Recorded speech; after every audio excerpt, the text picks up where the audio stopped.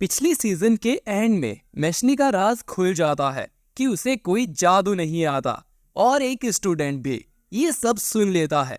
अब आगे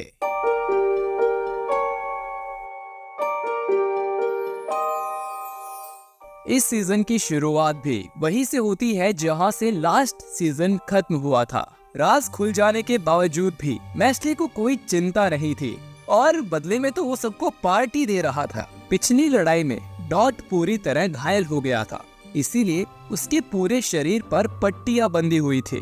स्कूल के बाद सब लोग मैशली के रूम में पार्टी करते हैं। इस पार्टी में एबल और एबिस भी आए थे। पार्टी के बाद एबिस मैशली को सावधान करता है क्योंकि इनोसेंट जीरो की नजर उस पर पड़ चुकी है। वो लोग स्कूल में हाई मैजिकल पावर वाले स्टूडेंट की तलाश में थे। एबल ने उसकी मदद की थी, जिसके बदले में उसे काफी पावर दी गई। इतना ही नहीं, एबल की तीसरी लाइन भी असली नहीं है, ये भी इनोसेंट जीरो की पावर से मिली है। लेकिन इनोसेंट जीरो जिसकी भी तलाश में है, उसका कनेक्शन जरूर तुमसे है। तभी एक उल्लू मैशली को ये मैसेज देके जाता है कि उसके ऊपर इंक्वायरी बैठाई गई है। अगले दिन मैशली को ब्यूरो ऑफ मैजिक में बुलाया जाता है, जहां मिनिस्टर ब्लिस कहते हैं, गॉड ने ये मैजिकल दुनिया बनाई जहां मैशले एक डिफेक्ट की तरह है जिसे खत्म करना होगा। जिस पर मैशले कहता है कि सब कुछ परफेक्ट नहीं होता। तभी ब्लिस के बगल में एक डिवाइन विजनरी आ जाता है जिसका नाम है रियो द लाइट केन। इसके बाद रियो मैशले के सामने एक मोमबत्ती रख देता है और कहता है कि मोमबत्ती को बिना छुए जलाकर दिखाओ, इस दुनिया में जादू ही सब कुछ है। मैशले अब मोमबत्ती के पास आकर अपनी जादू की छड़ी निकालता है, जिसके बाद वो छड़ी को जमीन पर रखकर इतना जोर से घुमाता है जिससे फ्रिक्शन की वजह से चारों तरफ आग की लपटें आ जाती हैं और मोमबत्ती जल उठती है। मैशले का ये कारनामा देख रॉय इम्प्रेस हो जाता है। तभी यहाँ बाकी के सभी डिवाइन विजनरी आ जाते हैं जिन्हें प्रिंसिपल वॉलबर्ग ने बुलाया था, जिनके नाम थे Rival the immortal cane, Surara the ice cane, Caldo the flame cane, Agito the dragon cane, Sophina the knowledge cane, Alter the desert cane, जिनका भी यही मानना था कि मैशले को डेथ पेनल्टी मिलनी चाहिए। तभी सब देखते हैं कि जज ब्लिस को इनोसेंट जीरो ने पजेस कर लिया।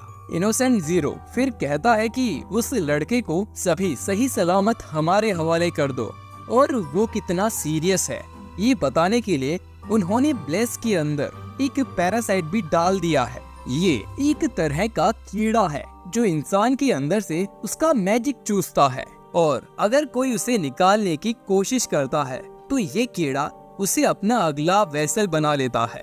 रियो टेलीपोर्ट होकर नीचे आता है और कहता है कि इनोसेंट जीरो ने मैजिको ब्यूरो से जंग की घोषणा कर दी है, इसीलिए वो उस कीड़े को निकाल फेंकेगा। तभी मैशली अपने हाथों से ही उसे निकाल लेता है। वो पैरासाइट फिर मैशली के अंदर चला जाता है और उसे अपना अगला होस्ट बनाने की कोशिश करता है, लेकिन मैशले उसे अंदर ही मार देता है और बाहर थूक देता है। मैशले फिर ब्लिस को सीढ़ियों पर बैठा देता है और उसके सामने हाथ जोड़ने लगता है। उसे लगा था कि ब्लिस मर चुका है। वो फिर कहता है कि उसने पैरासाइट को बाहर निकाला और जज की जान भी बचाई। इतना कहकर वो जाने लगता है, लेकिन ऑर्डर कहता है कि फिर भी तुम्हें मौत की सजा दी जाएगी। तभी यहाँ पर एक बड़ी सी तलवार गिरती है जिसे मैशली ने पहचान लिया था क्योंकि ये रायन की थी, जो कि हेडमास्टर वॉलबर्ग के साथ यहाँ आ गया था। और एपिसोड यहीं पर खत्म हो जाता है। गाइज, ये था मैजिक एंड मैशली का पहला एपिसोड जो कि काफी डिसेंट था। आपको ये कैसा लगा कमेंट करके जरूर बताइएगा। अगर आप ऐसे ही एक्सप्लेनेशन मैजिक एंड मैशली और एनिमे से रिलेटेड और सुनना चाहते हैं तो फटाफट जाकर चैनल को सब्सक्राइब भी जरूर कर दीजिएगा, जिससे आपको ऐसी ही कमाल की वीडियोस फ्यूचर में मिलती रहेंगी। मैं मिलता हूँ आपसे बहुत जल्द एक और वीडियो के साथ। आपका वीडियो देखने के लिए शुक्रिया।